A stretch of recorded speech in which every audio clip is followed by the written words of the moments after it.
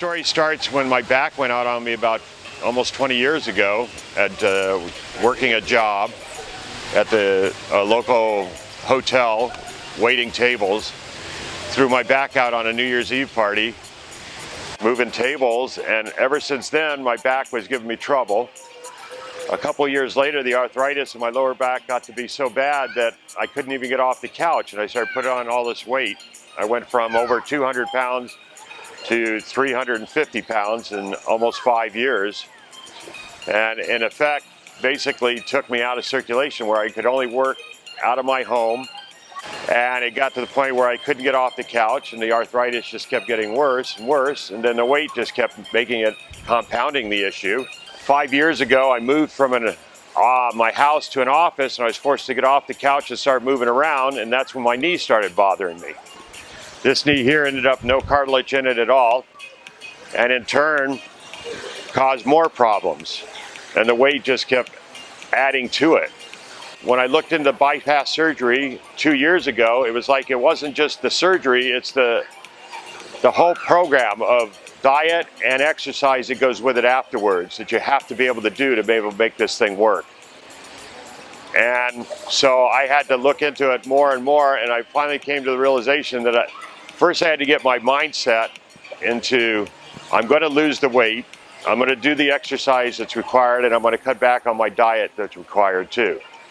I realized this was the right answer. It wasn't money that made the difference. It was the fact that I needed to get healthy. I'm 64 years old now. When I turn 65 next year, I want to be down 100 pounds.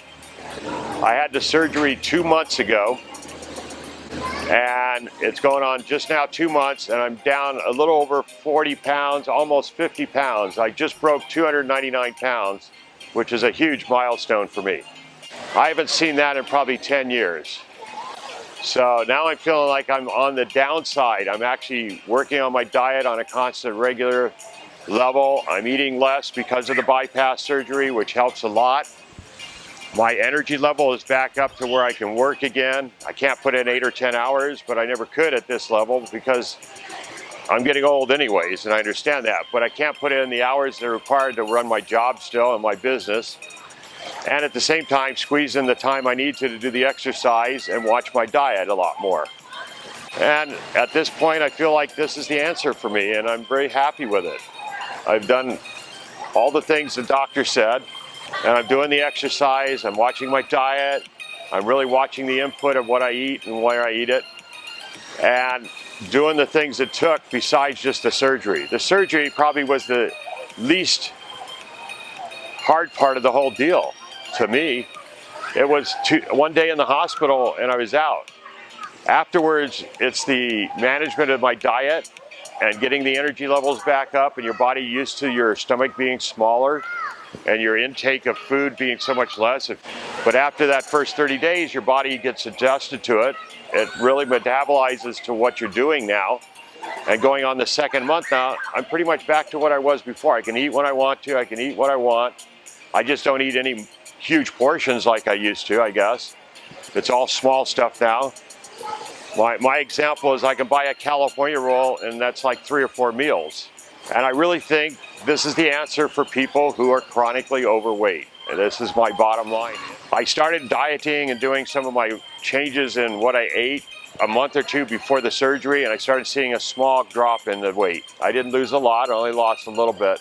But I was getting into the habit of eating small portions on a regular basis and trying to work into the system. And now that I've had the surgery and I'm doing it, it makes all the sense in the world.